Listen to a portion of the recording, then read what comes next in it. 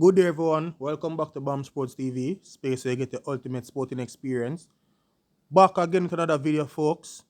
Rain over Jamaica Premier League updates.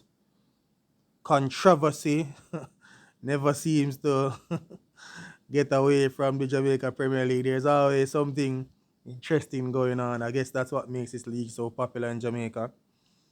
So, yeah, we're going to get into it. So, this one involves Humberland Football Club and the possibility of them losing up to 16 or 17 points for the use of an ineligible player in a few Jamaica Premier League games. People, smash the like button, share your thoughts on the comment section, subscribe if you're new, share the video with your friends who are interested in the Jamaica Premier League.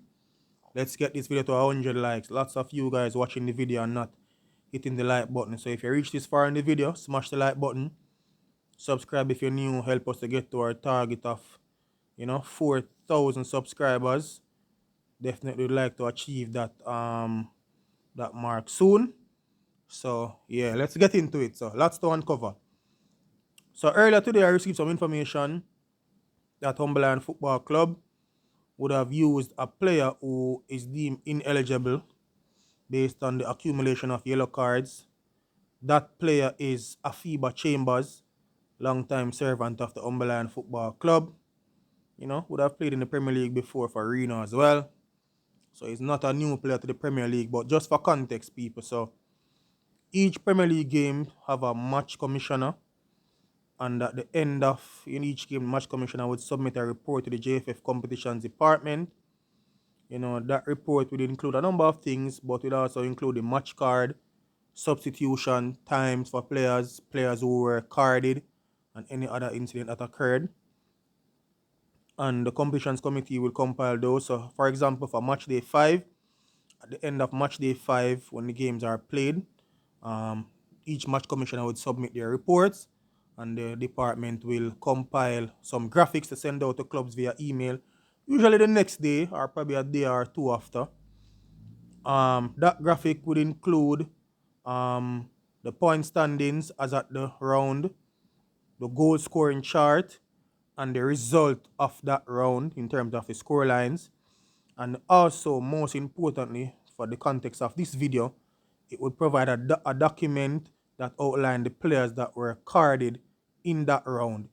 And if, depending on how many cards each player have, it will show the amount of cards that they have, and if they are ineligible for our next game or something like that, it will also state it.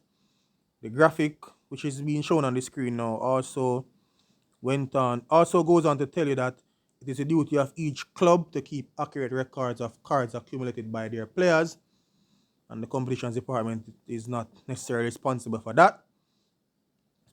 So yeah, so that's the graphic there. So as you can see in the graphic, it's clearly stating that Afiba Chambers got a yellow card on match day 22 versus Portmore United and should miss Lions' next game, which is versus Waterhouse FC on match day 23. Now, Lion eventually went on to win that game, but if you look at the graphic on the screen, player number 5, Afiba Chambers, has a tick beside his name, which meant that he started in that game. However, based on the competition committee directive, he should not have played in that game. So, Waterhouse would have lost that game. So, by virtue of Lion using an ineligible player, they automatically will lose that game by 3-0. According to the rules, so the rules of the competition is that if you use an ineligible player, you will lose the game by a 3-0 margin. Also, other rules surrounding cards is that if a player gets 5 consecutive yellow cards, he'll miss the club's next game. After that, if that same player gets 4 consecutive yellow cards, he'll miss the next game. And then it goes down to the player getting 3 yellow cards and he'll miss the next game. So it's like on a reducing scale, if you want to put it that way. I would like to think all clubs are aware of this rule. So clearly, Afiba Chambers played in the game against Waterhouse, which he should not have played. So Humberland will lose the points that they got for that game. The other game, which was the game against Dunby Holding, they lost that game by 3-2. They lost that game. I was at that game. He played in that one as well. So by virtue of them losing that game already, there's nothing else for them to lose except maybe the 2 goals that they scored, which would impact their goal difference.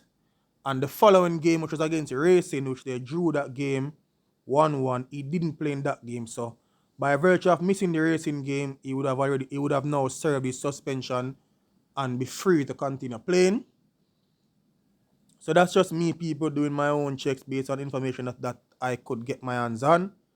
I'm not a part of the JFF competitions committee, so I don't have all the official documents.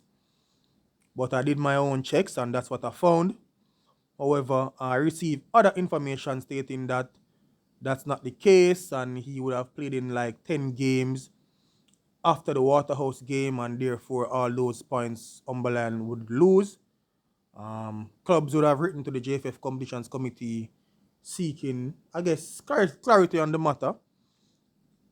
I haven't heard of them receiving any official word as yet. But, based on me doing my own checks, that's what I saw. I know sometimes the information that's provided on these different platforms are not the most accurate, but, I did my own checks and that's what I came up with. So this is a teaching moment for the clubs as well. Need to pay more attention to this matter. We have seen Arnett Gardens losing points for using an ineligible player earlier in the season. Last season, Humberland was in the same situation again, so definitely would want to address that. But that's the information I got, people. However, that's information I got based on my research. However, the other information suggesting that they'll lose up to 16 or 17 points, I was not able to verify that for myself. And like I said, I didn't get any information that there was a ruling from the official ruling from the competitions committee. So, until that happens, yeah, this is what I'm sticking with. Of course, they are more au fait with all the information in terms of cards and match cards and those stuff, so they will be better able to, make a more informed judgment, I would say. But that's it for now, people. That's the update that I have based on my checks. Lions should only lose 3 points and the 2 goals that they scored against Dunby Holding. But we'll await the decision from the JFF Competitions Committee and we'll see what that is. So if that's the case though, like I said, Umberland would lose the 3 points, so they'll go to 29 points, tied with Mullines United.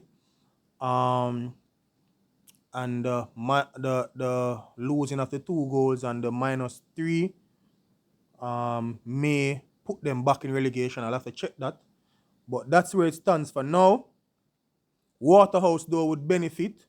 Waterhouse will move into the top 6. I think they'll come out the better of this. So yeah, so that's it, people. I mean, we'll continue to keep you updated as much as possible. You don't know, for great JPL content, you're already in the right place. Bomb Sports people, smash the like button, like I said. Share your thoughts on in the comment section and share the video with as much persons as possible. You don't know, for the great JPL content, you're already in the right place. YouTube, I'm out.